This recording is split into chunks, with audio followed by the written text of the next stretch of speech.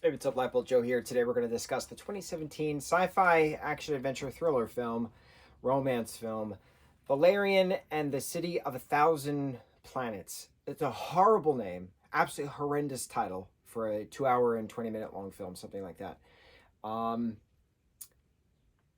Visually, it's gorgeous.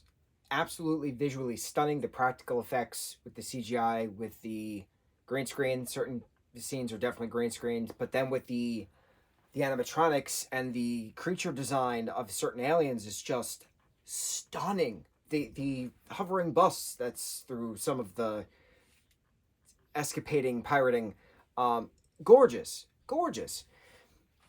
So through this through this film, I'm so right there. Beginning of the film, I'm there. We start out in the 70s, and we get the space station is getting set up, and stuff, right? And then time progresses, and then more parts of the space station are added, and then we get like a 100-year jump, and then massive complex, and then there's like a 500-year jump, and then it's like gigantic complex of space station, and then there's like extraterrestrials. There's aliens now coming aboard and becoming friendly with humans, and different species come in, and then hundreds of years and more species, and the next commander obviously dies, and then the next one comes about, and then the cycle keeps up. But the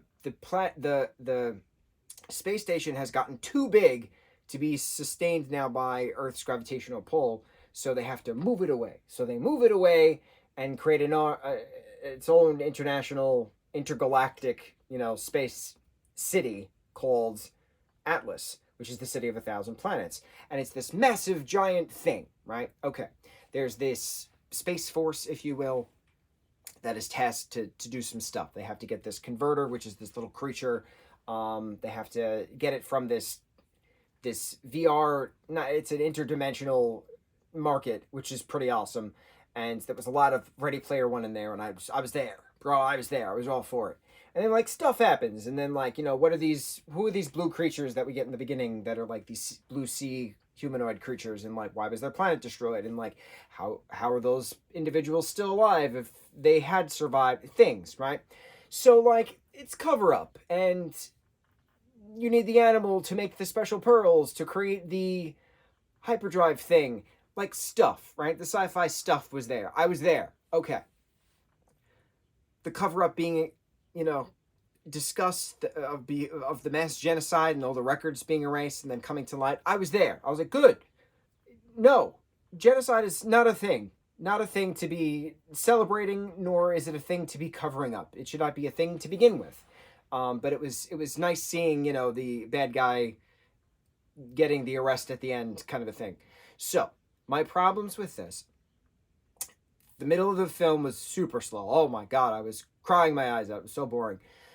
The dialogue between the two main characters, Valerian and Laureline, was so horrendous, and it was so unfortunate because it was such a wonderful film in regards to the story itself overall. The story, if the story didn't have the two main characters of Valerian and Laureline, I think it would have been great. It would have been an absolutely epic TV series. I know it's based off of a comic named Valerian and Laureline.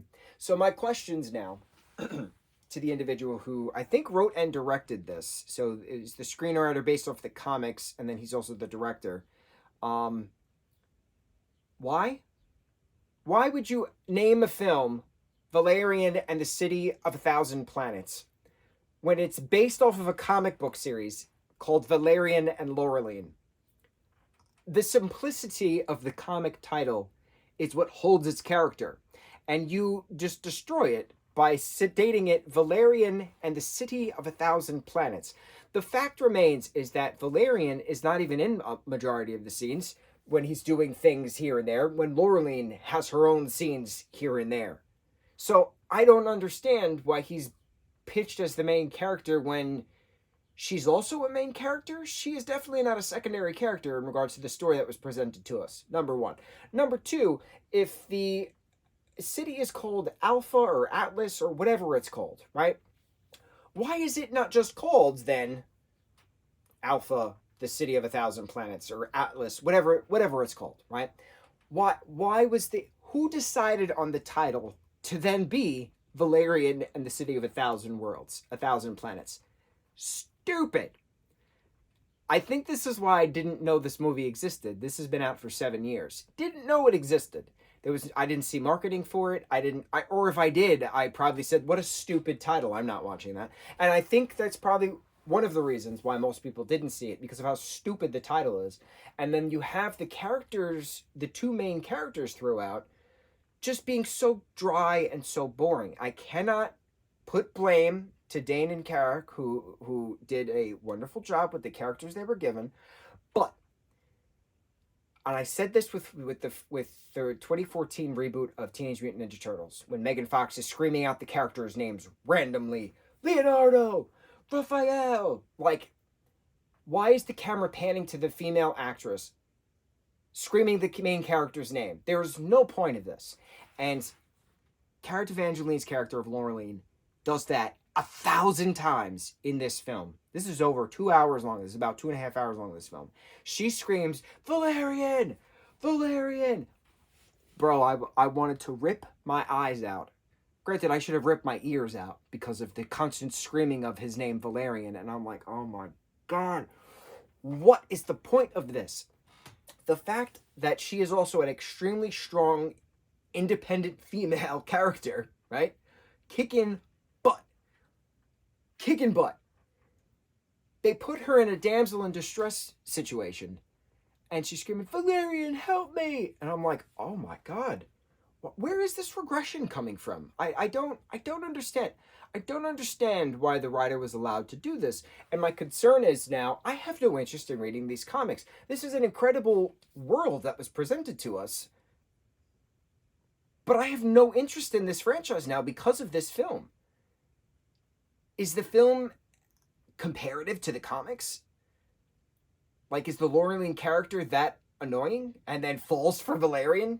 Like, oh, you saved me. Now we shall wed. I almost screamed. I almost screamed at the television. I couldn't believe what I was watching. Where you have such amazing progress in regards to character design, cinematography, set design, costuming, makeup, creature design, special effects. The genocide story was very, okay, we're putting the bad guys in their place for causing this thing to happen that should have never happened in the first place. And then you have a damsel in distress thing going on after showing a very strong female character. And then she winds up deciding that she loves him at the end. And I'm like, no. This is not something I will be stating, oh my God, this film was amazing, you need to see it. No, absolutely not. What idiot approved of this is what I want to know. And I don't actually know how well this did in the box office. I don't know. I know it has like a 6 something on IMDb, I think. I didn't read any reviews on it. I didn't know anything about it. It popped up on my Prime list of like things you might like. And I was like, space. I like space. A gorgeous space saga if it had nothing to do with Valerian and Laureline. And it's going to drive me nuts anytime that somebody potentially might bring this up, even though nobody will bring this up to me because I didn't know this existed for 7 years. This has been out for 7 years, 2017. It's now 2024 when I'm finally sitting down to watch this. Didn't know it existed.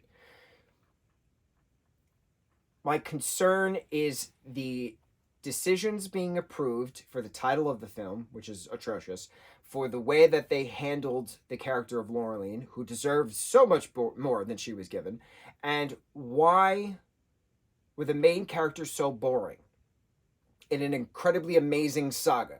Why were the main characters so boring? Another problem I have is that Ethan Hawke and Rihanna were billed as like top cast in this.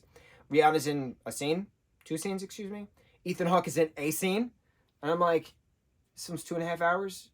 That's all I get of Ethan. And then we get Rihanna's awesome changeling character, whatever they called her, and then like she just turns to sand, and that's it. She's done. She's dead. Oh, I think I was injured when we were leaving. What? What kind of expose kind of verbiage is that?